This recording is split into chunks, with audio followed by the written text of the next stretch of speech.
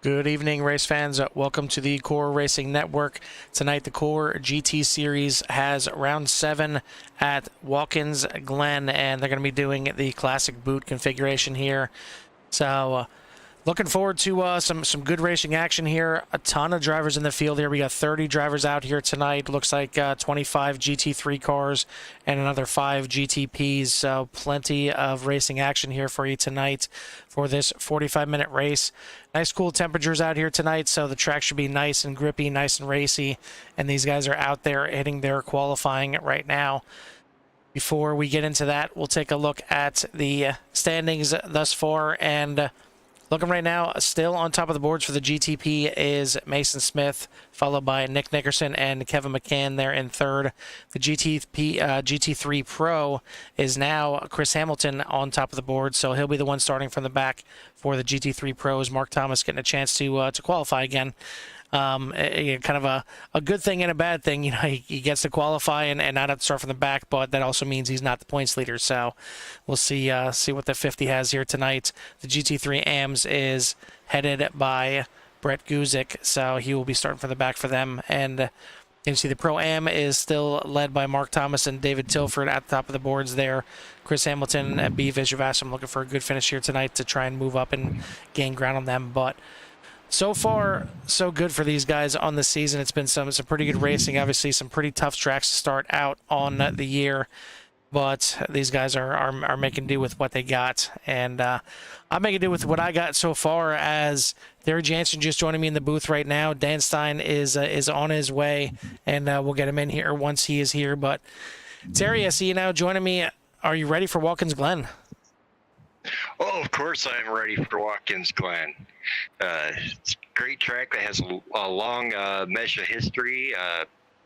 Looks like it's starting just about the time that the World War II got over with a 6-point-something mile track there. I think it was 6.8 miles, I think it is now. It's just a little under or over half or something like that right now at this point. Yeah, we'll get back to you with a little bit of Terry track talk, or Terry's track talk before we head this thing off. But got a good sized field out here tonight, as I mentioned earlier, and 25 GT3 cars out here in the field. So, I mean, what's it going to be like just watching all those cars go around here? Is it just going to be just one cluster, and you're trying to just kind of weave your way through it?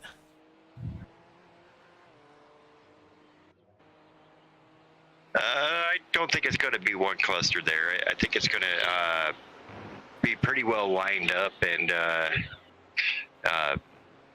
this is a track that actually demands a little bit of respect at the same time, but I think there will be some good passing in there throughout it. Oh, I'm certainly looking forward to it myself. Watkins Glen is definitely a fan favorite. It's a driver favorite. It's one of those tracks where, you see it on the display there. There's not too many difficult corners. The hairpin that you have there on the bottom right hand corner part of the boot is not terribly difficult. You're slowing all the way down. It's got a little bit of banking to help you out, and probably the most difficult corner is the one that you kind of see in the middle of the screen, the left-hander that gets you back out onto the main track. That one can be overshot a little bit. You want to try and keep it to the inside, but getting on the gas there, you're kind of coming up out of the boot a little bit, and the back end wants to get a little loose to step out on you. So we'll see where the action's being put down right now, but we'll get up the results so far in qualifying, and we have Nick Nickerson at the top of the boards for the GTPs, Kevin Delia at the top of the boards for the GT3 Pros, and I believe this is his first time out on track for the series. Just taking a look at it right now, and yes, this is his. I believe this is his first race out here. So good start to his GT3 career here in Core, if this is going to result in a pole for the GT3 Pros. But looks like Joe Hoggard, another one that is newer to the scene here, has run a faster time, and he's in the GT3 AM. So those guys are certainly up there at the top. Another one there, which is Curtis Kelly, new to the scene. He's there in second, and both those guys ahead of the third place there in the GT3 AM is Pal Casca. And since he joined the scene here, he's really been one of the guys to beat here in the GT3 AM. He joined a little bit late, so he's not leading the points, but certainly making a charge up towards Brett Guzik.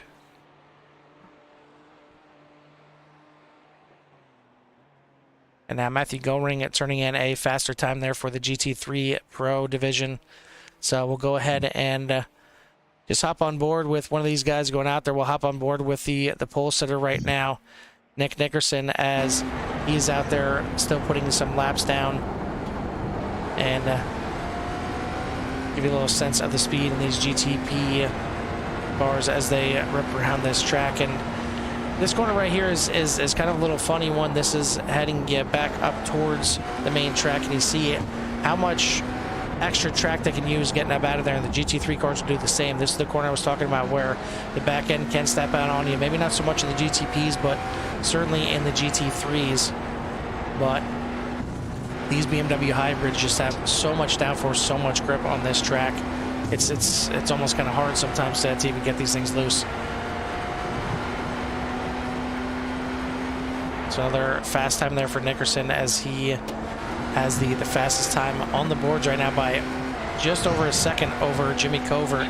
Mason Smith obviously not able to qualify, so he's going to be stuck at the back of that GTP field, which looks like it is 5 cars right now. At least a 10-second gap between the 2 classes, and we'll be good to go. We'll hop on board here.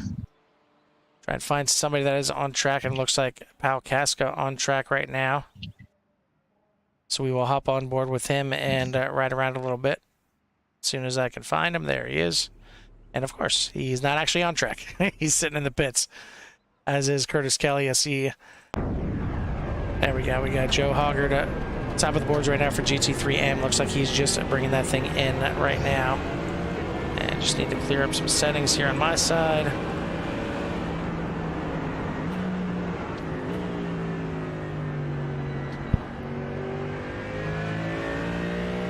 And it looks like, I believe, our in-race report here tonight is just about finishing up.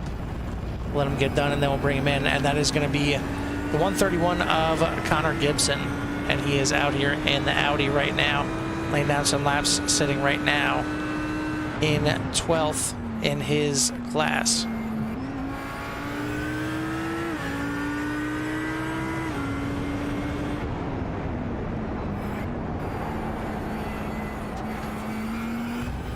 How much he just kind of has to tippy-toe through that section right there and just make sure he gets the power down in time and nice and cleanly as he's bringing it down to the final corner here. And that down onto the front stretch.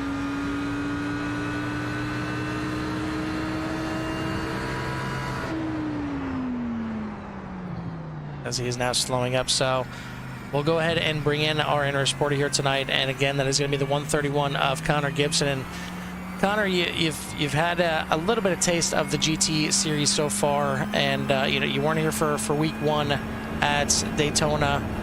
Came out here for Sebring in week number 2, where Sebring is just bumpy and it can throw you off at any given point. Then you had the street circuit in Long Beach, which it's a street circuit, so I mean it's kind of a crapshoot unless you can get out there in front of everybody and avoid the walls.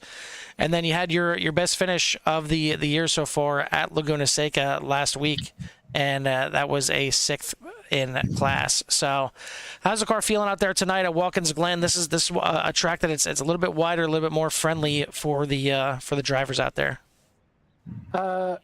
It's good. I was sliding all over and messed up a couple of my qualifying laps. I'm just aiming to beat Dawson Guzik, to be honest with you. Well, it's certainly good to have expectations there. So, yeah, I mean that's kind of what you need to do when you have a class as large as this. Plenty of cars out there, as you mentioned earlier, 25 GT3 cars out there. So you certainly need to have some kind of mark, some kind of rival that you're gunning for. You can't just gun for hey, I'm going to try and win, get a podium. But tell us about how your season's gone so far, and is there any kind of tracks you're looking forward to for the rest of the season? This one was one I had, Mark. My race pace is always better than my qualifying pace usually. I'm just hoping to run some clean races and see what happens. And it's a very competitive league, and it's been very fun, and just hoping to cruise along and not wreck anybody. That's always a good outlook to have, for sure. All right, well, it looks like you guys are gritting up, and you're going to be starting P12 here in the field. So what's the mindset here going into turn 1, going into the first couple laps here? Just try to take it easy and see how everyone else is racing around, and see how aggressive I need to be. Or I'm probably just going to take it easy and pick up spots as other people make mistakes, and hopefully I'm not one of the ones making mistakes. Absolutely not. So we will let you get to it. We'll let you get gridded up here and get ready to go. But before we do, anybody you want to give a shout out to or thanks to? I'd like to thank the guys from Bandit Racing League for getting me in this league, because it's a great league. And I'd like to shout out my coworkers, friends, family, everyone that I'm going to force this video down their throat, showing them how I got interviewed. Well, everybody over here at CRN is certainly going to appreciate that. Yeah, and hopefully I'll be able to show them if I get a good finish. Yeah, absolutely. Well, we wish you luck out there. We'll let you guys, situate yourself, and hopefully we'll maybe talk to you after the race with a good finish. Yeah, sure. All right, that is your in-race report here tonight, the 131 of Connor Gibson, as these guys are situating themselves, and they will get into single file as they always do, and we will get this thing underway.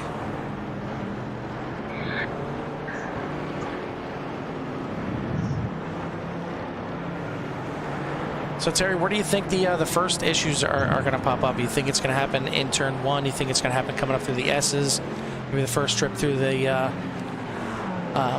boot? You know, where do you think we need to kind of focus our energy and watch for any kind of incidents going on? Well, from everything that I've researched and read, it does look like turn 1, while it's a good spot to pass, it is also a spot that gets congested really fast. So that might be a good trouble spot to watch right there, especially as you start to do that uphill climb right there towards the S's.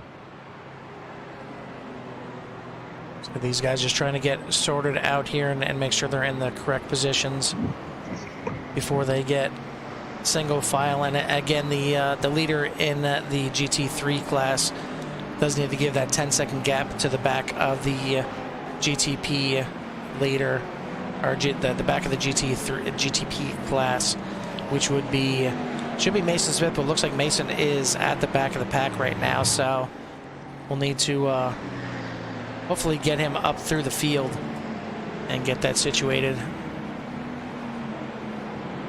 And I'm going to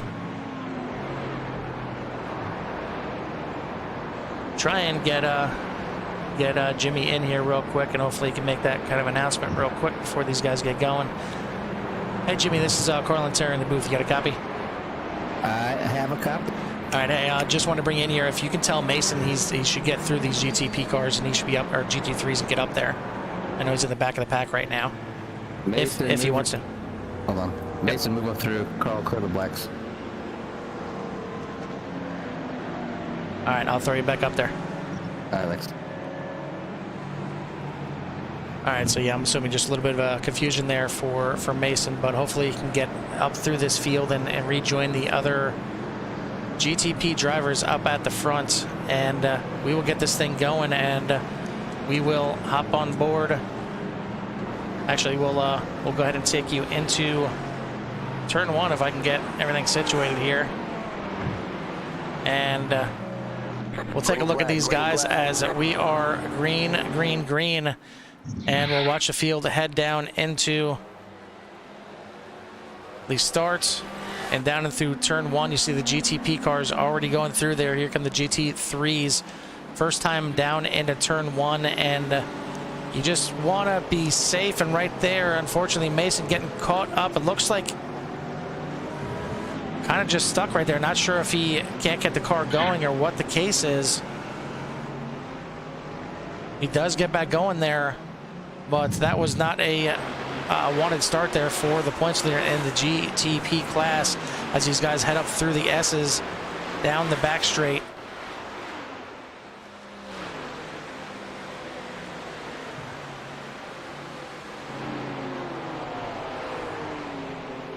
And it looks like other than for Mason Smith, a pretty good start by these guys. As we take a look at Nick Nickerson leading the field here in the GTP class over Jimmy Covert, Ryan Pendicio, and again Mason Smith back there. And already pulling a nice gap over the GT3 field as they're coming up here. Matthew Goldring leading all the GT3 drivers. Actually, sorry, that's looks like Joe Hoggard is leading the GT3 drivers. Matthew Goldring is leading for the GT3 pros. Already Mason Smith making his way through half of the field right here, but he's got a lot of catching up to do. I mean, it's a 45-minute race. There's going to be pit stops, but you don't want to really start the race like that.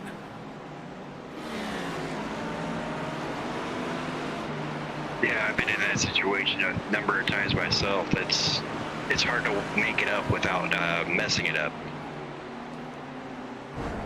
And it looks like Mason Smith already coming into pit lane, so might have had some damage on that initial start right there. It's going to take you on board and just give you an idea of how quickly he's going to try and come through the field here, but not going to be the case.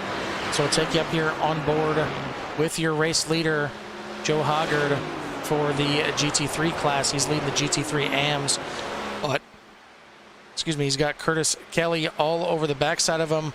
He's also got Pau Casca looking for a way around, and all three of these guys nose to tail going into the carousel, and David Tilford right there as well.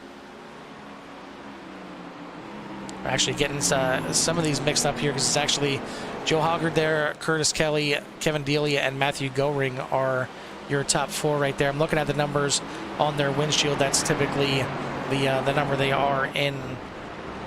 Yeah, it should be in their class, but it's not. It's actually in all of GT3.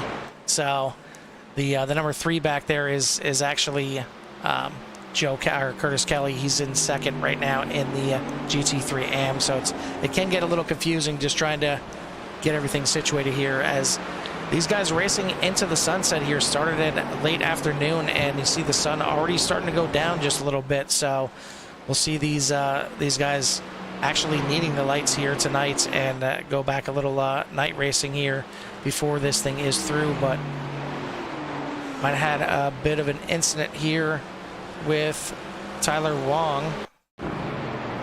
Go back here, and this is into the hairpin. And just catching the grass on the exit, and a hard impact for the 777. And it looks like he's going to have to wait to get that thing turned back around. And the thing doesn't look like it wants to turn at all at this point. Definitely a hard impact. Little incident here with your GT3 AM points leader, Brett Guzik, just taking it extremely wide going through there, getting the inside of our inner supporter there of Connor Gibson, as he is certainly making his way up through the field, as he is 9th place right now in the GT3 AM class. Take a look at your leader in the GT3 pros in the point standings. He is up there in 7th place, so he's still dead last in the GT3 Pro class, but already looking to try and make a pass right here on Matt Crockett right in front of him, and gonna go to the inside here.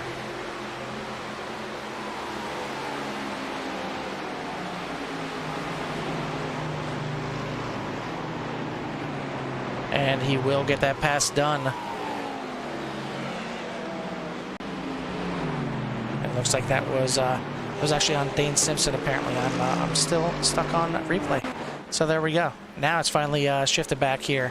So now we'll jump on board with Chris Hamilton. You see, he just passed Dane Simpson, still ahead there, but you know, he started at the very back of the pack. So even though he's just in 7th in the Pro, it's a lot of cars that he's already passed to move his way up there. But looks like we do have our 3rd member of the broadcast team, Dan Stein, finally getting back in and getting in here with us, and welcoming you to the booth. Looks like you still have the mic on mute, so it may not be quite ready to join us yet. And actually, oh, there we go. So Dan, how's it going tonight, buddy? Hey, what's going on, fellas? I am here. I was just waiting for the proper time to jump back in, but apologies for being a little late. Got some real world stuff going on, but just happy to be back up in the booth. What do you guys want to catch me up on for this race so far? Well, I mean, first of all, getting to your real world stuff, I think it's worth noting. Yeah, I mean, shout out to your nephew Rowan, and it's certainly more important to be dealing with things like that, and hopefully everything is going well for him. Well wishes from me, from all the Ciaran family, and all of Core for that matter, and hopefully he's going to get well soon. Well, I certainly appreciate that. Getting me a little choked up here. Wasn't able to see him today, but my old man was. He's smiling and giggling. He's obviously a little doped up on some pain meds, but it's just good to see him smile. So I will speak for my family and say that we appreciate all the well wishes. Absolutely, it's the least we can do over here. But yeah, I mean, really, I think that the biggest issue that we've seen so far is Mason Smith starting from the back and didn't get a chance to get up through the field of the GT3s and get caught in some incident in turn 1 and had to bring him to the pits. So now he is actually a threat of going a lap down. He is right in front of your GTP leader right there of Nick Nickerson. So almost a lap down, and we're only just over 7 minutes into this race. Alrighty. So a little bit of early race drama, that's for sure. Yep, absolutely. But other than that, I mean, taking a look at the boards here, you do have your GT3 points leaders making their way through the field. Chris Hamilton still in 7th place, still has yet to catch Matt Crockett, but he's certainly on the move. Brett Guzik has actually passed him since we've been talking about those two guys drafting each other right there, and Matt Crockett on the left-hand side. So Hamilton moves up into 6th place now, going into the carousel. And we'll take a look. That is Kevin Delia. There's a three-way battle for the lead there for the Pro Series. And looks like he just gets in a little bit hot going into the boot there. A good save altogether. Does keep it off the wall, keeps it off of everybody else. But yeah, that's a scary place to be spinning out right there. But a great job saving that thing and getting back going. And we have some issues right behind that as well. Something behind there. White one, looked like a Ferrari. Yep, looks like Pal Casca having some issues as well. And not sure who the other one is right there. If that is, it looks like Sahaj Padiyar back here in the Core Series. He's having a little bit of a rough start as well. Both those guys getting loose, and oh boy, I mean, you want an idea of what crab walking looks like? That's exactly what it looks like right there. Nah, he's just drifting a little bit. He puts on a show. Sure, we'll go with that. Back up here with Guzik as he is now working on John Nobinger, not for class position, but certainly every position is going to count to try and get him back up through the field. But right now at the front of the field for your GTP class is Nick Nickerson by, get the live results here, by about 6.5 seconds over Jimmy Covert. And then Ryan Pendicio in 3rd place, another 4.5 seconds back. See Mason Smith still on the lead lap, but just barely. And then your leader in the GT3 AM class and 2nd place, both right on the screen there. Joe Hoggard in 1st and Curtis Kelly in 2nd. You got Mason Smith right behind them now as he is working his way up through. He's finally gotten through all the GTP or the GT3 drivers except for 2. But again, still a threat for going a lap down, and that's not what you want to be for the points leader here. But still a long race to go. Still got another 35 minutes, and we'll see everything plays out. But looking back here at your GT3 Pro division, and you got Matthew Goring right here. Right behind him is Mark Thomas, getting a little loose coming out of the penultimate corner there, and you see Mark in the McLaren here tonight. A little bit different car, different paint scheme, everything like that, because I think he's getting ready for this coming Friday, which myself, him, and Chris Hamilton will be in the car together for the Bathurst 12-hour. We also got 3 other teams competing, and Dan, you're on one of them. Everybody say a prayer because we're going to need it, let me tell you.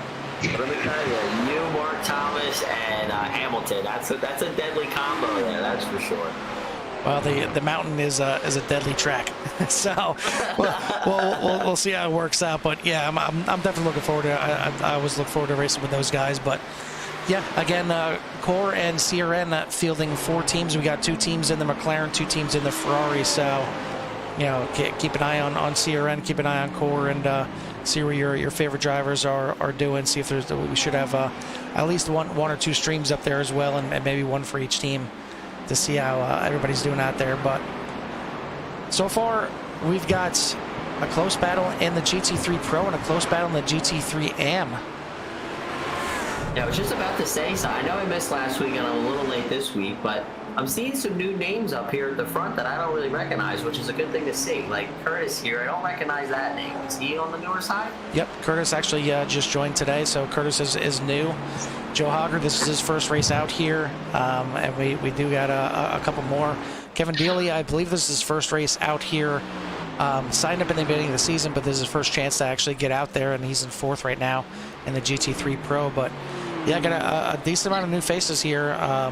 Saj Padiyar, we seen him earlier, unfortunately, in a bad situation by being spun out there. We got Steve Santana out there in the back right there, repping the Red Bull McLaren. I feel like that's a Ferrari. I feel like that's a little bit of a conflict of interest, but maybe not. But a good-looking car nonetheless.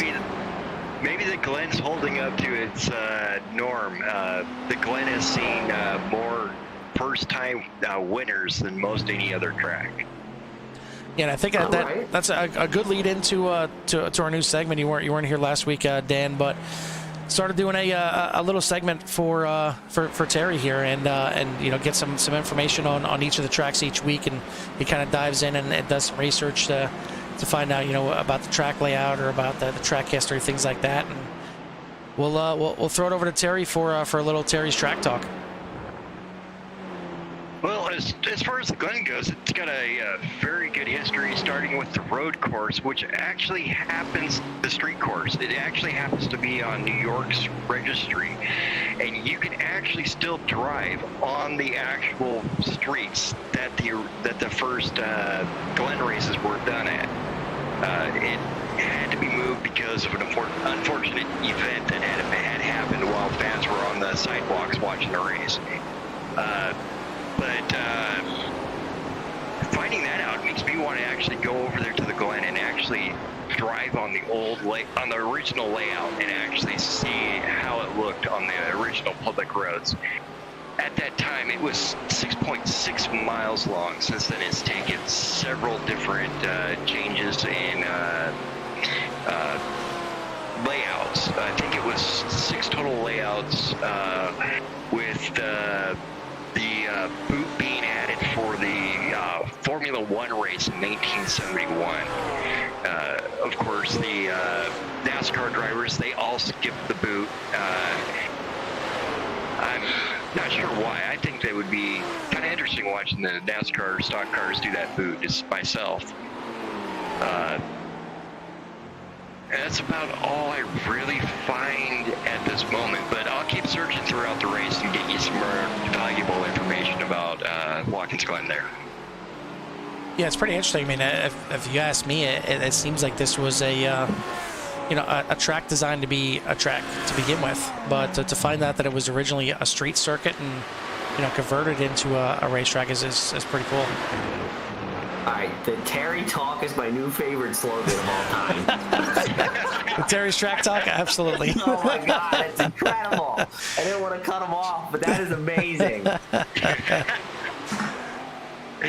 Oh, you definitely missed it last week. You're going to have to watch the replay on it. I did turn by turn all the way through Laguna Seca. Oh, that's awesome. I'm looking forward to that even a week more to these races. Yeah, that's great. And honestly, I am too. And it just, you know, getting back to the Laguna Seca talk, you know, with him doing the research, we actually found out why the corkscrew is the way it is. So, Terry, you want to give us a refresher on that? Because I just think it's just fantastic. Yeah, it's absolutely a beautiful story. It was lunchtime, and the foreman wanted to go to lunch. So the bulldozer operator, he says, well, I have no instruction on how to hook this track up. So he told the bulldoze driver, just get it down the hill however you can. And that created the corkscrew. I mean, if that's not a story for you, I don't know what is. I mean, that's how you create a track right there. Just whatever you feel like, and it turned into one of the most iconic turns and little chicanes in racing history. Listen. That sounds like a great story, but that sounds like a dinner makeup story. Like, I bet you they were supposed to do it one way, and it was probably a mirror image or something, and that was like the cover-up that they came up with. It's either way. Yeah. It's great. I'll take it. 100%. Absolutely. When the permit's in trouble, blame the bulldoze operator. Yep. Exactly. So every time I crash, that's what I'm cursing out right there. But speaking of crashing out, looks like we had an incident with our in-race reporter here, Connor Gibson. And this is going into turn 1. It's getting a little bit wide, getting into the grass. Does he save it? Unfortunately not. Gets into the wall pretty hard there. And kind of stuck in the middle, and I was just about to flip over, but yeah, I believe that is, Tyler Wong. We'll take a look on board, and yeah, you see right there, just kind of not sure what to do. Connor's trying to get out of the way. He's parked sideways across the track, so it's kind of both vulnerable positions right there, unfortunately.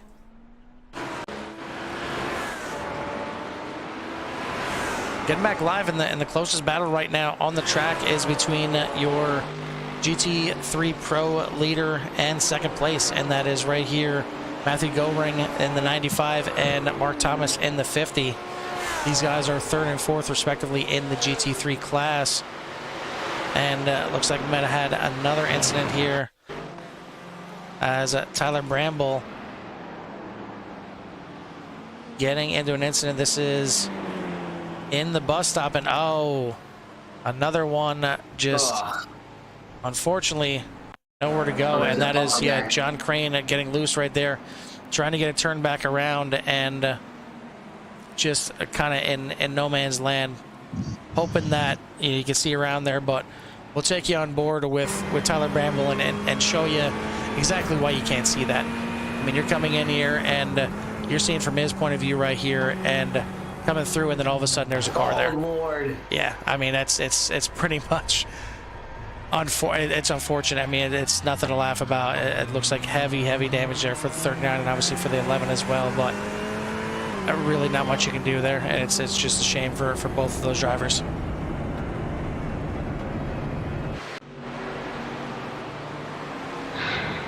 The only thing the iRacing spotter was probably telling them is that there was a slow car or a stopped car on your inside. Yeah, exactly. I mean, I'm sure they have the local cautions here, and they'll see that there's something slowing it up there. But I mean, you come around there, there could be a car on the inside, the outside, and of course, worst case scenario, he was right across the middle of the track. But still waiting to see our first drop into the pits. It looks like actually. Mason Smith pit earlier, but it looks like Ryan Panicio, the first one in the pits here officially under green flag conditions. That was last lap, and now Nick Nickerson coming into pit lane at this time as well. We'll see if Jimmy Covert is going to join him in pit lane this time, or if he can make it one more lap on fuel. Looks like he is slowing that 14 up. He's going to bring it into pit lane as well. So your overall leaders here in the GTP class bringing it into pit lane for their first pit stop, and given that it's right around that 20-minute mark, looks like they're probably going to have to just get one more splash and dash before this thing is over. I was literally just about to say that. I'm curious on why they didn't try to break it up into 3 sections, do 15, 15, 15. I guess tire wear isn't that too big a deal here. Yeah, this track seems to be pretty easy on tires, kind of across the board and all different kinds of vehicles. If you ask me, and I would assume with these high downforce cars, it's probably been a little bit easier on those as well. And I don't even see them taking tires right now. It looks like it's just going to be gas and go for both Nickerson and Jimmy Covert. But it's amazing how long these things stay in pits. And I'm wondering, speaking of staying in pits, what's going on with the two of Nickerson? As he is still in pit lane, Jimmy Covert's going to pull out, and he's going to be your new leader. Looks like Nickerson having trouble getting into his pit stall. Was he not in the stall? And that could be big trouble for Nickerson. And looks like he's trying to exit out and come back in just so he can be in the pits because he probably doesn't have the fuel to get around the track one more time.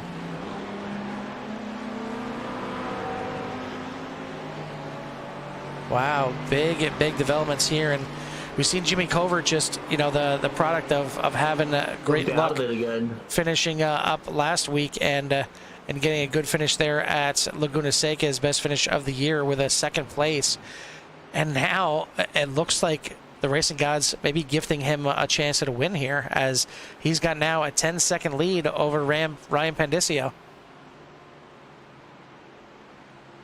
It's amazing how quickly the things can turn like that, but tell you what, doing a great job out here on his first time in the series here in the Core GT series is Joe Hoggard, doing a fantastic job out to a 4-second lead over Curtis Kelly. Again, another new one out here.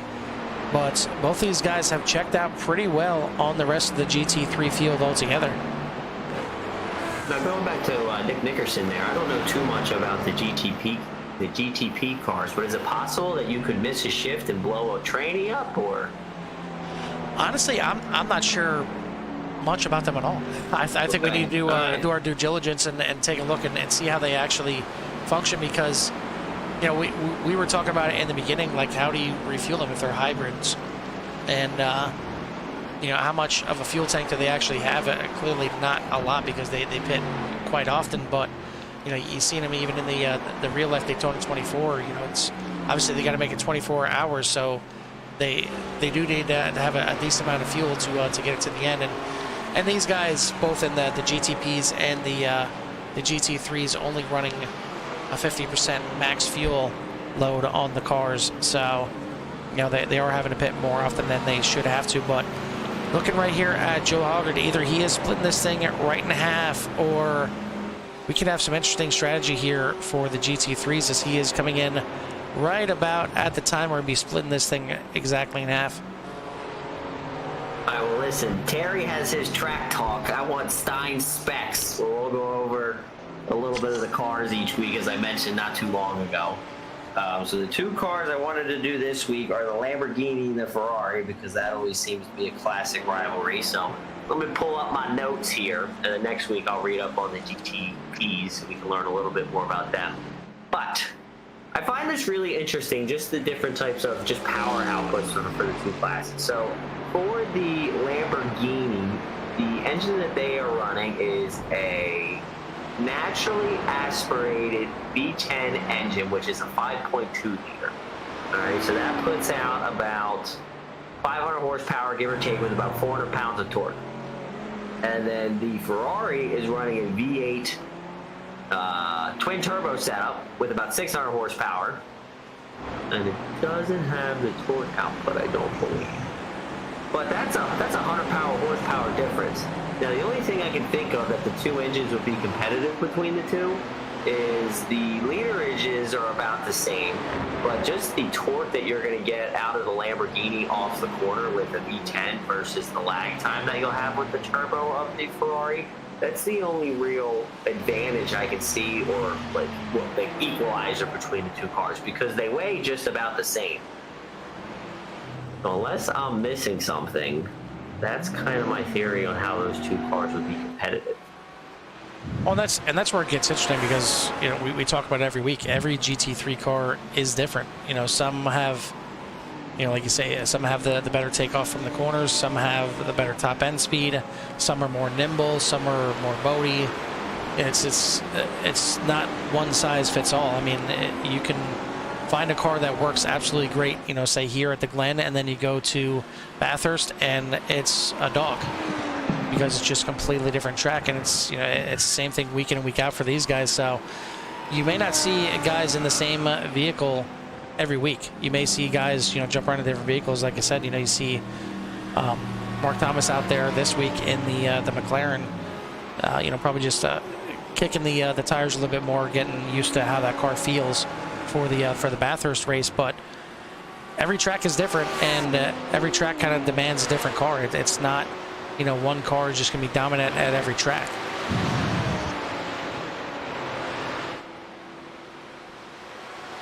And that, I think running a different car every week you know, I mean, the car that would fit the style of the track better. Obviously, a shorter track, you're going to want more torque so you can get some launch off the corner. And then you're going to want some higher horsepowers for longer straightaways to increase that top speed. But obviously, you'll have those mechanical advantages, but then the cars handle completely different. So if you're more comfortable, let's just say, in a BMW, and that's what you race 90% of the time, well, let's just say the Audi's better for maybe long straightaways and higher top speeds, that car is going to handle completely differently. So that might be a disadvantage to you if you can't corner as well. Yeah, absolutely. It really is going to come down to a comfort thing. Can you get comfortable in that car that may be the fastest car for that track quickly enough to be ready for that race? I mean, if not, then yeah, you're better off finding a car that you enjoy the handling, whether it's, you know, a tight car and you like that, or a loose car, or one that's got a lot of top end. You know, whatever it is that you're comfortable with, it may be better off just kind of hanging with that car for the entire series. So it's just really probably comes down to, you know, how much practice time you have to devote to it. Because if you don't have the practice time to get used to the different cars, then you're going to want to just stick with one car. But looks like we had an incident here with Mark Thomas. Just talked about him earlier. Now coming down into the carousel here, and right there, that could be a situation of just not getting used to the car. Try and take a look at that one more time. Get a different look here, and not going to get it on that view. We'll try maybe the chopper view. I'll give us one last view, and there we go. Yeah, I don't think I see any kind of incident there. It could have just been Mark getting a little bit too hot into the corner, and the back end just rotating out. But big hit there for second place in points in the GT3 Pro division. And I don't see him moving either, and looks like he had to tow that thing back to pits. Oh, that's heartbreaking. That is absolutely heartbreaking. Yeah, it didn't seem like that tough of a crash, but I guess hit the wrong part of the engine, and lights out for the engine. Another issue here, Tim Thompson, and this is heading into carousel as well, and I see a GTP car coming up. Hopefully they don't get in each other. Nope. But it looks like Tim Thompson just locks it up a little bit. Little safer crash right there as he gets that thing woed up and get back going. But looks like another issue later in the lap as well. This is the penultimate corner, and this could be just drifting wide. But no, the 777 just having a rough race here. I mean, if he's not, you know, sitting sideways like that, or having another car sitting sideways in front of him, yeah, just a rough race for Tyler Wong, unfortunately, and that's going to cause Tim Thompson to have to tow back into the pits as well.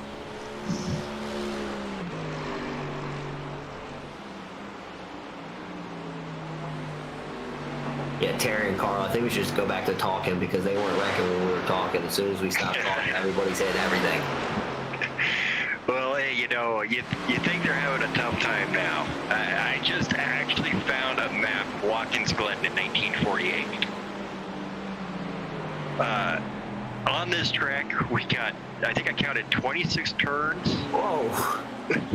We have railroad tracks to cross, not under, not over, but on. We got a stone bridge that goes over a river. And gravel roads, as well as paved roads and concrete roads throughout the whole thing. Sounds like a trophy truck track if I've ever heard of one. Yeah, I mean, I thought the Nürburgring Nordschleife was bad enough. That doesn't sound too much fun either. I'll gladly drive on this track now. I mean, this track just got so much easier. Just talk about that. Yeah, the first lap held a 4-lap qualifying race with a standing start, followed by an 8-lap race for 52.8 miles. 15 cars were involved. Only 10 cars finished the race, with one rolling on the last lap. Sounds about right. Yep, that sounds about right. That honestly sounds better than I thought it would, to be honest with you. It almost sounds like when we had the development series going. Yep. There you go. All right, well, speaking of sounds, I think it's about that time. We're about 2/3 of the way through this race that we crank these cars up, we crank us down, and give you guys a little love to hear it.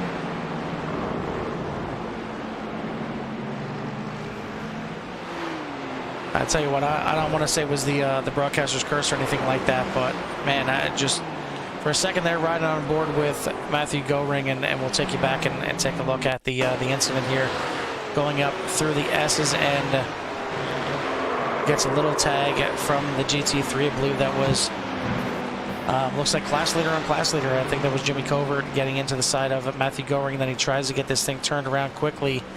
But again, kind of same deal. The car just will not turn around, and very close there as well. And trying to see who that was. So it looks like it was Chris Hamilton. So your points leader almost getting tangled up in that too. So we'll take you back and take a look at that incident from his view. Coming up there through the S's.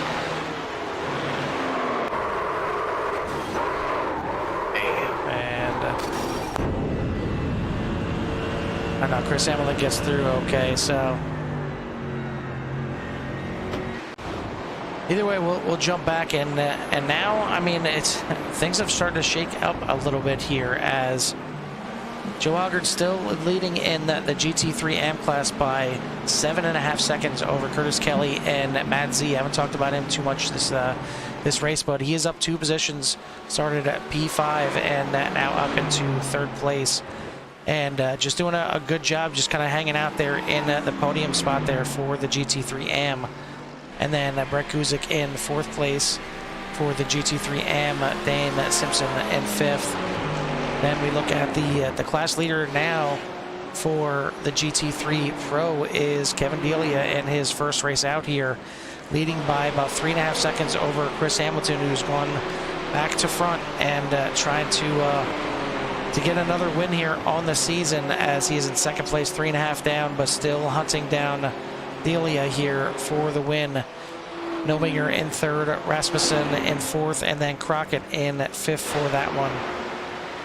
And of course, take you up here to class leader in the GTP, and that is Jimmy Covert, now by 45 seconds over 2nd place Ryan Pendicio, but Jimmy still has yet to pit, so we'll kind of stick with him right now. Should be coming into the pits this time by. It'll be the last pit stop for him, and that should round out your pit stops for the race, as well as GT3s will not have to pit again.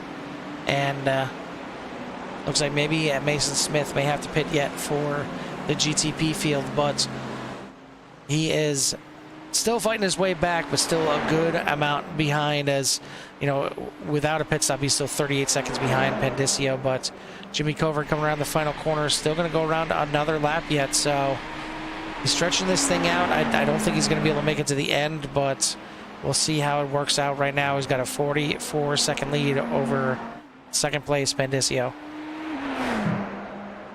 Yeah, with Goring going around there, we got some pretty big points complications here today.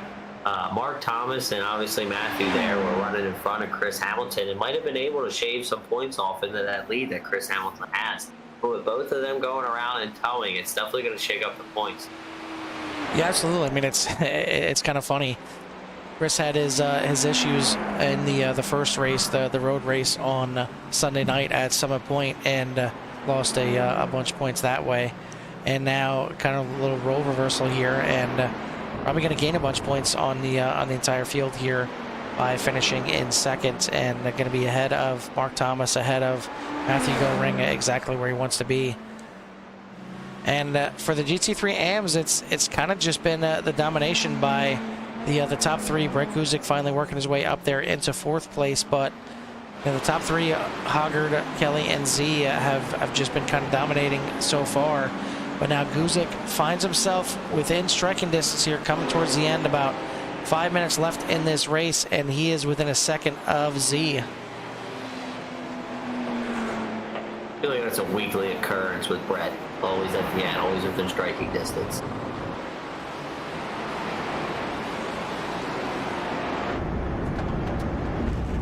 Just a little bit less than 5 minutes to go here. Looks like Jimmy just pulled into the pits there.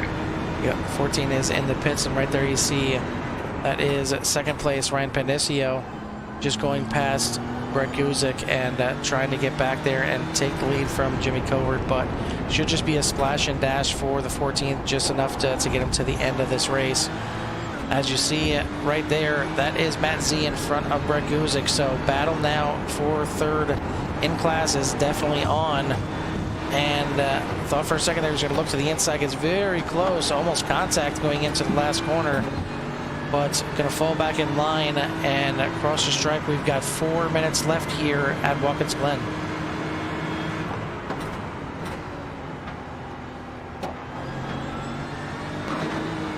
Z going a little bit wide right there. Going to allow Guzik to stay with him going up through the S's. Will he have a chance down the backstretch? These GT3 cars draft very well. You see him drafting up through the S's there, getting a great run. Is Z going to go defensive? Looks like he's going to stay to the racing line. Guzik going to go to the inside.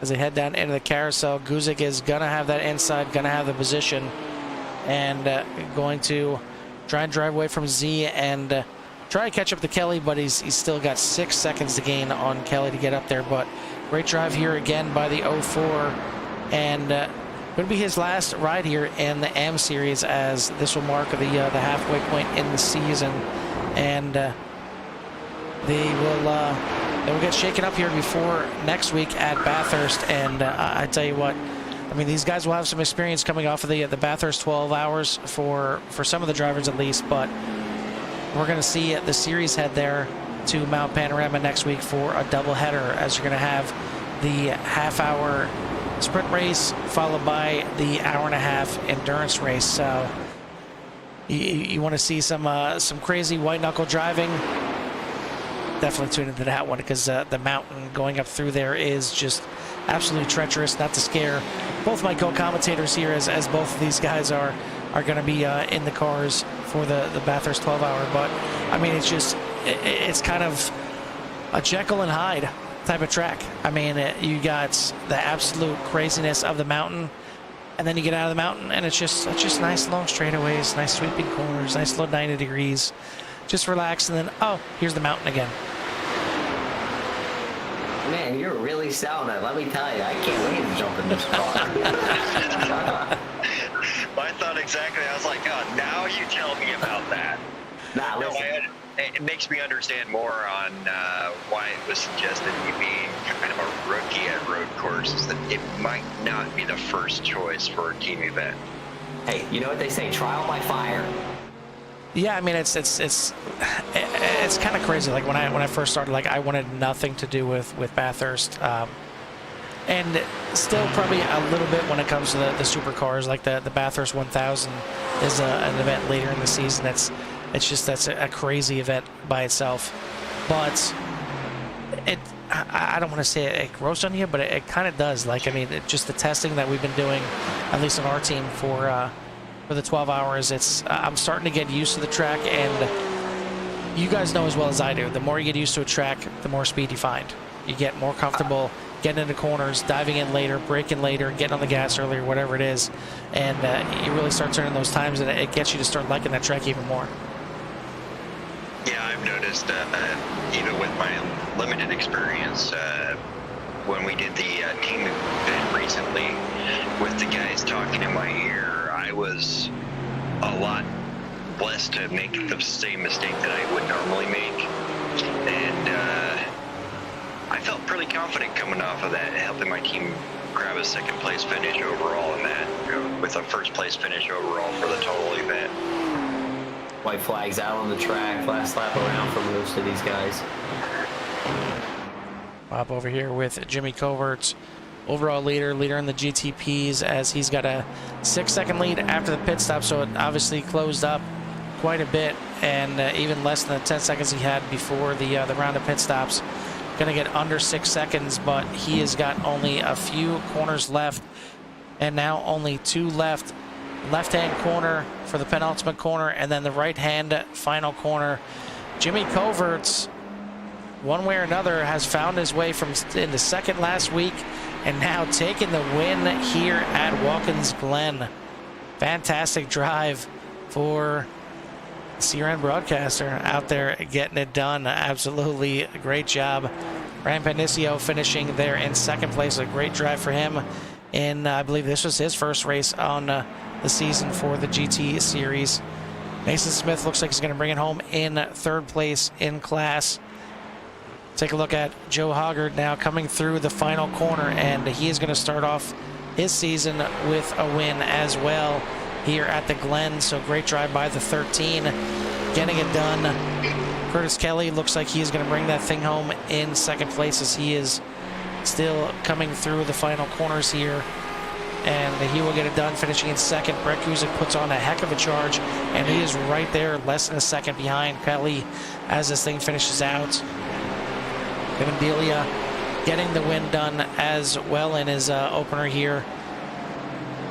Chris Hamilton finishing right behind him, so the class is closed up at the end. But Delia getting it done over Hamilton, and then John Nobinger trying to close this thing out, coming through the last corner, and he will grab the final podium position here tonight. As it's literally tonight, these guys have raced into a little bit of darkness. Now maybe not fully dark yet, but great run by a lot of these guys, and some heartbreak for some of the top guys in the points. Absolutely, and I think the heartbreak was just, I would say, sudden for most of these guys. You either come around a corner and there's a car parked in the center of the track.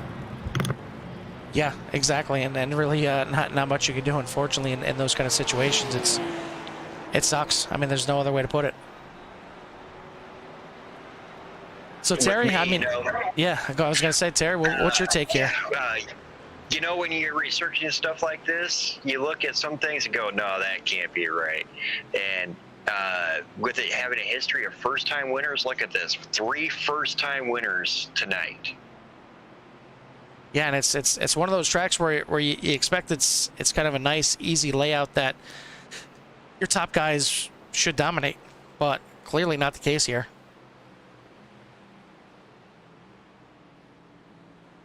Well, maybe that's a little backhanded there if you think about it. I mean, the top guys see the layout. Maybe they're like, oh, there's my dog, apologies.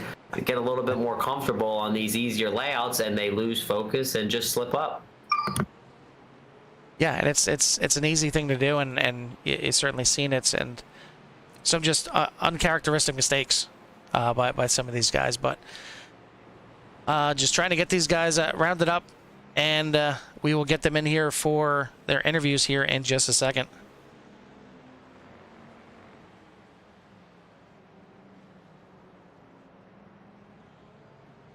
All right, so we will go ahead and start with our last winner here in the GTPs.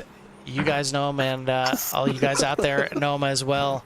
As he's supposed to just be, you know, the A team for the broadcaster, but A1 here tonight, P1 for the 14, Jimmy Cover. Jimmy, things are just falling your way these last couple races.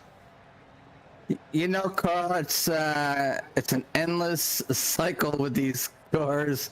As I was trying to do a reverse victory lap, and the guys are finishing up after they're finished. I got in a day in there, but no. Nick had some issues with the pits when he came in. He got a speed in entry, and then his car went to refuel. Mason kind of got taken out in the beginning, and you know it's part of the multi-class racing, and it really kind of sucks when this stuff happens. You know, I'll take the win, but you know, I'm definitely not the fastest one out there. I just got a little lucky tonight, and you know, I take a little luck my side every now and then. You know, a win's a win, but you know, and you just hate to see your competitors kind of go down with kind of mistakes that shouldn't happen. Yeah, absolutely. But I mean, tell me what it was. I mean, you got 30 guys out here tonight at Watkins Glen, and yeah, it's a decent track that you can kind of stretch yourselves out a little bit, but you certainly had to deal with your fair share of traffic. Yeah, 26 GT3s in there, and for the most part, they're real good. I did cause Matt Goring to kind of go around up to the S's, as I thought I gave him enough room, but knowing from some of the previous races how loose some cars can get if they don't hit their apex there. So I want to apologize to Matt for that. And, you know, it's just real hard to judge, and still getting used to these cars. And if I put anybody in a tight situation, I want to apologize. I'm still learning the car, and I know it's a little frustrating to you guys sometimes as we come flying out of nowhere. The closure rate was about 20 seconds a lap. It was kind of ridiculous here tonight. So, but it was a lot of fun. It kept, even though I didn't have any competitors around me. I mean, Ryan did a great job. He wasn't very far behind me. I think he finished 6 seconds behind. I almost goofed up there in the end. The car took tires, and I thought I cleared them, which allowed him to close up on me really close there. And all in all just a huge challenge to drive these cars around slower cars, and let alone trying to handle the car itself and get used to it. So if I upset anybody's race, I want to apologize for one. But you know, for everybody else out there, you guys did a great job holding your line. There's very few times where these guys were coming offline, and I know sometimes we run the assists, but I don't know tonight no assists were available for them. So, but they did a really good job holding their line and getting around here. Well, it's a good thing you don't run with Matt on a weekly basis on the weekends, and you don't want to patch anything up there, because that would suck. I'm sure out here is Sunday, as we're supposed to run Bathurst in our little 4-hour or our 3-hour jaunt. So yeah, I'm sure he'll be giving it to me As he should. all through our team channel. But just tell me what it's like to finally get an overall win here in the GTP class. You know, I'd like to earn it the hard way, but you know, I'll take the easy way. If it does feel good to know that you can run with these guys, and it's not only necessarily, it doesn't take just being fast, but just being consistent and being able to control the car and guide through the traffic. So, you know, fortunately for me, I was able to do that tonight, and unfortunate for my competitors, you know, things didn't go their way. So you want to race them hard and the hard way, but sometimes an easy win is an easy win. So you just kind of take it and just go forward. But I just want to congratulate my competitors and everybody else that comes out here to race with us and week in and week out. Well, once again, a great win here and your first win in the GTP class. So we'll give you some time to give your shout outs and thanks. Yeah, it's just a big shout out to obviously CRN in general. We continue to bring on these races, and guys joining us up in the booth, and a step taking place, allowing me to come down here and race, and other guys kind of get a chance to go up there in the booth with you. All the GT3 drivers, kind of being the other GTP drivers are kind of thinking about maybe stepping down, since there's only a few of us, and race with the whole pack. So maybe adding a few more drivers with the pro side of the house, so you guys don't have the actual GTPs out there, but we'll see. We'll talk a little more and see if we can get that move to happen, if everybody wants it to happen. If not, we'll continue to run the GTPs as we will run this multi-class series until it ends, until all of us come in agreement and don't want to do it. It's certainly been fun watching you guys, especially dodging around there sometimes, and maybe not so much. But we'll let you go, and we'll let you celebrate with the guys. All right, thanks, Carl. That was your overall winner and GTP winner, the 14 Jimmy Covert. Now we'll bring in second place, and that is the 63 of Ryan Pendicio. And Ryan, you jump in the series here, and I believe this was your first race out here this season, and you come home with a second place. And walk us through the race. It certainly maybe not look like a second place was in the offering from the beginning, but it worked out pretty nice. Yeah, I'm not really sure what happened to Nick there. I'll have to go back and look at that. But yeah, definitely didn't have the pace for P2 tonight, but somehow got there. You're not going to complain, obviously. Oh no, absolutely not. Yeah. So how was it? I mean, Watkins Glen is probably the easiest track that was on the schedule so far. And now you got Mount Panorama on the schedule for next week. Will we see you out there for next week? Definitely. I am definitely going to be terrified in this car going around there. It should be fun though. Yeah, I mean, were you able to pick up any kind of idea of the the driving style of some of the GT3 cars, and how you need to get around them to help you out for next week and going forward? It sounded like from Jimmy they kind of held their lines pretty well for you guys. I mean, there was a good amount of guys out there. Yeah, the majority of them held their lines. Some of them kind of tried to move out of the way, and I get it. Kind of terrifying seeing a prototype come up on you. I've been there. And yeah, overall not bad. So a good start, even if it's a couple weeks late to your GT series career here and in a second place. Are there any other tracks on the schedule that you're looking forward to maybe grabbing a first win of the season? Don't exactly know about first win, but I definitely love Mossport. That's probably one of my favorite tracks on the schedule that I will be here for. Yeah, and that's coming up in a few weeks here at Canadian Tire. That's certainly going to be a good one. Yeah, I'm interested to see how both classes kind of tackle that track. Yeah, it should be fun. All right, well, before we let you go, anybody you want to give a shout out to or thanks to? Shout out to the guys over at Nexus Esports, DEP Graphics, and all my teammates over there. You guys for putting this league on. I was here for the Vintage Series, and that was a lot of fun. And definitely looking forward to the rest of this season. Absolutely. Well, a good start. Hopefully you can keep those good finishes, good podiums rolling in here. But we'll let you go for now. We'll let you go celebrate. Thank you. All right, that's second place, the 63 of Rampendicio in the GTP class. Now we'll switch our gears and go to the GT Pro, and we'll let you take over, Dan, and we'll start with your winner here, and that is going to be Kevin Delia. Hey, Kevin, it's us up in the booth. Can you hear us? Yes, sir. Well, what a debut! This is your first race of the season, coming out here and winning. How you feeling? I'm feeling pretty good. It was a great race with everybody and tight racing. Made a little bit of a mistake, but other than that, it was pretty good race. Yeah, that was going to be my next question. That little slip up there. What like strategies or tactics did you use to get your mind back on track and just put down some good lap times? Honestly, just take a deep breath. Know that luckily it was early in the race. If it was later in the race, I don't know if I would have had anything. I pretty much tore up my tires when I did that. So the rest of the race just kind of calmed down, backed up the corners, took a deep breath, and just went out there and tried to do as well as I could. That's awesome, man. I love to hear that. So, Watkins Glen, it's 11 turns. Is there any certain turn that kind of led to your advantage that you were like, okay, when I get to turn 4, I'm going to use this to pass? What were the best turns to pass tonight?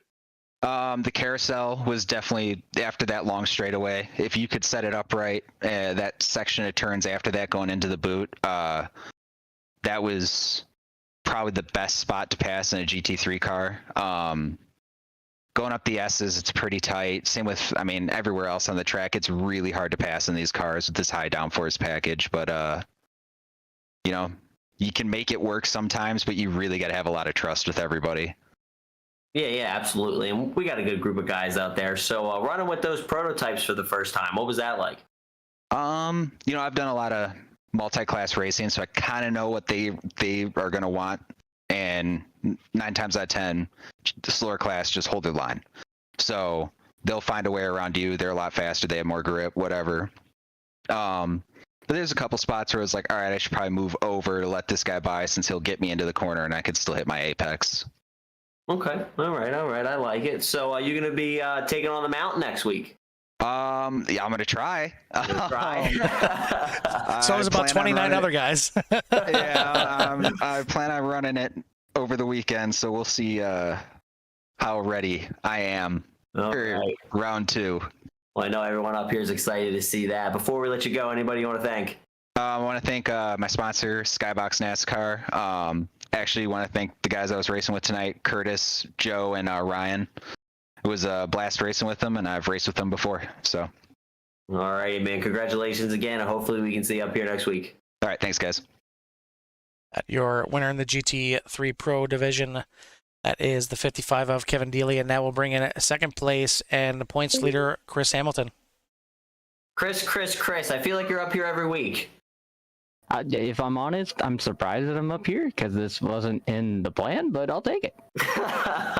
Well, you kept it clean, not like some of your fellow racers tonight. You had a points lead coming in, the 2 guys trailing behind you had some issues, so you're probably going to lengthen that points lead just a little bit.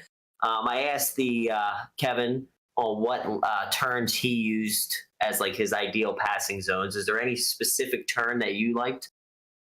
Not really, just kind of took my passes as I could. I wasn't waiting behind somebody though. This is like if I had a line going into the carousel, then I would try to take it. If I had a line coming out of the boot, I would try to take it. There really wasn't any following other than in turn 1.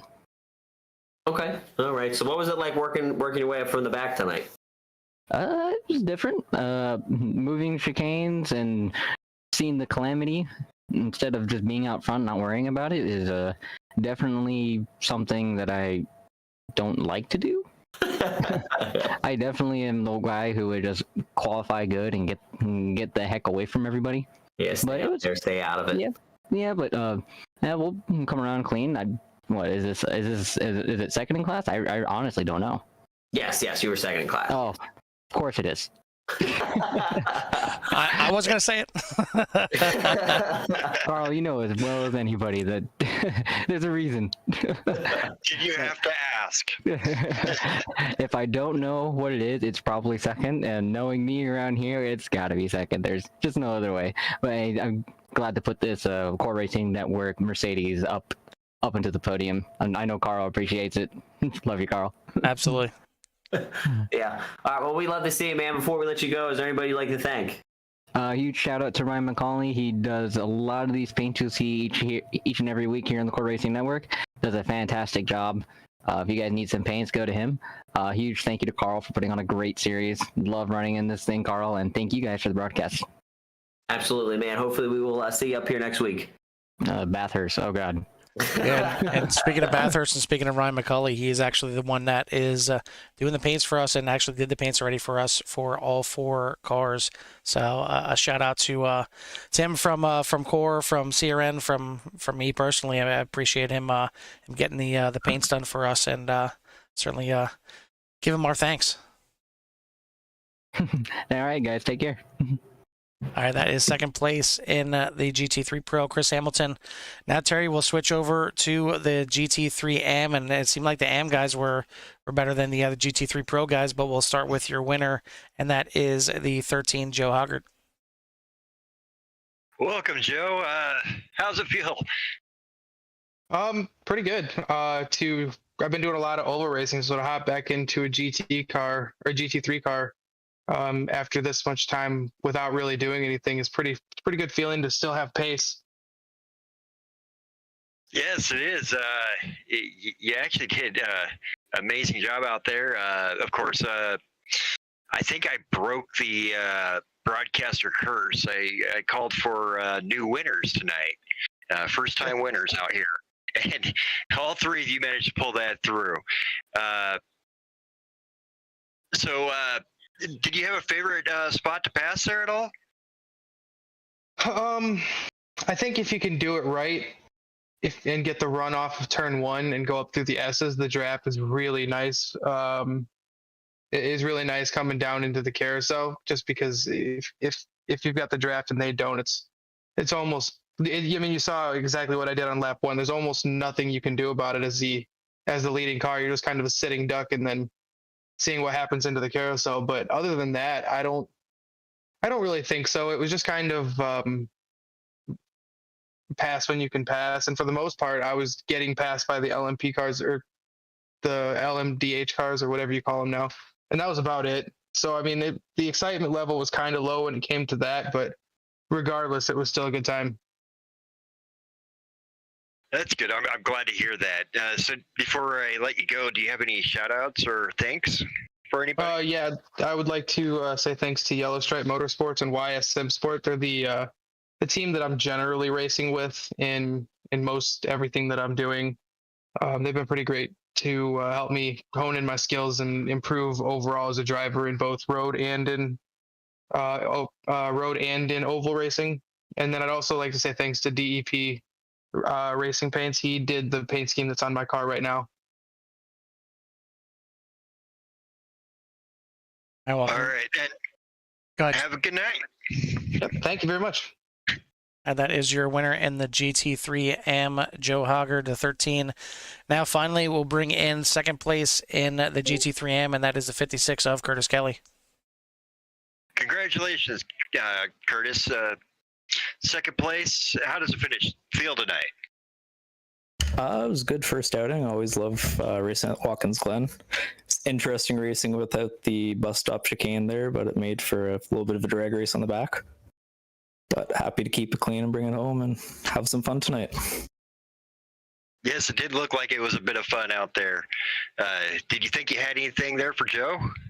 Definitely did. Unfortunately, some timing of a mistake or two on my part mixed with just when we were getting caught by the GTPs put me a little ways back, and I kind of got out of rhythm there. And at that point, it was just about bringing it home second and hoping something happened ahead of me. I think we were slowly digging away at them, but there just wasn't enough time with such a short race.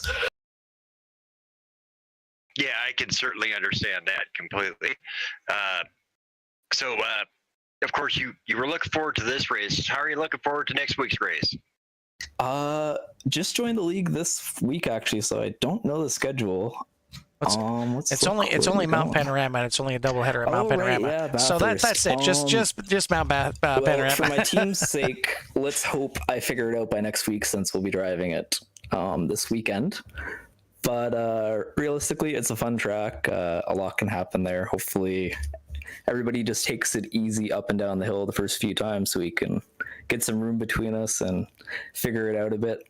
But it's a chaotic place. It's very tight. Let's hope for no track blockers, because I could cause one myself there. It's a hard track.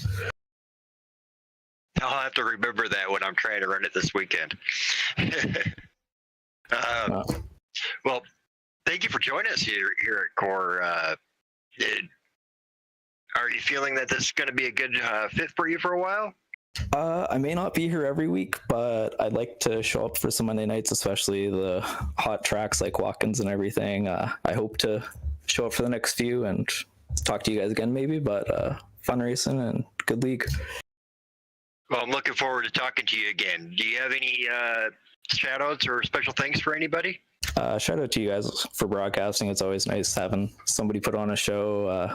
The guys that run Core, it seems like a very well organized, friendly league, and just, teammates and friends out there. Have a good night. Yes, you as well. Look forward to seeing you again next week. All right, that was second place in the GT3M, Curtis Kelly in the 56, and I think he kind of hit the nail on the head. Kind of looking forward to next week. There could certainly be some situations where there's a parking lot. We've seen it at Long Beach in the final turn, the hairpin turn there. Kind of seen it here with single cars in some of the parts of the boot where guys just had no time to react. It's going to be, I think, a little bit the same if anybody spins out in the mountain section up there. More often than not, you're kind of Austin powered, and you're kind of stuck sideways trying to figure out how to get that thing turned around, hoping that no other cars are coming through. But if we have any kind of turn like we had here tonight, there's going to be a lot of cars that are looking to come through, and it could get really hairy really quick.